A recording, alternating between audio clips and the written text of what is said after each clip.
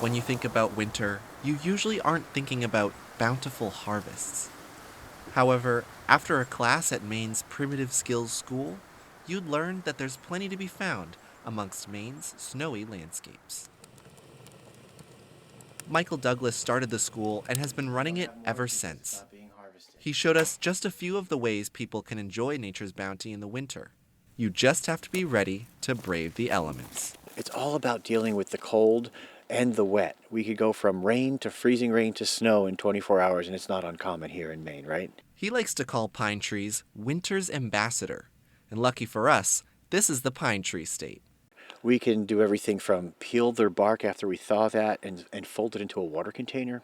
We can use the resin for fire starter and food and medicine and epoxy resin.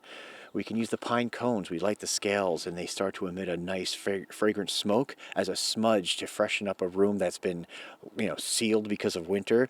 And in the summer we use them to get rid of mosquitoes. The smudge is very effective at keeping the mosquitoes at bay. And if you want resin, it sounds gross, but you might have to do some zit Well, popping. if I'm out here looking for resin and I want to gather some, I'm going to look for these blisters. And this one is amazing. So a very large tree zit to pop here. And I'm going to roll my poker in to gather it because as it drips, it wants to drip down and out. So I'm just going to twist a little bit to keep as much as I can.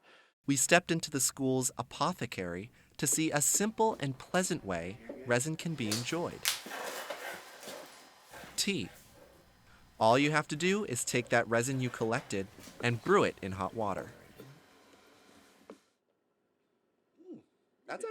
That's like very mellow and If you're looking for other delicious forageables you can find this time of year, Douglas says husk cherries, for example, can often be found in empty lots. They grow off of a plant with furry, dead branches. And if you're curious, our assessment was like a cherry tomato mixed with a kiwi or grape. Now, before you go out and try to collect your own food, you should get a proper education about plant species native to Maine, perhaps at one of the school's workshops.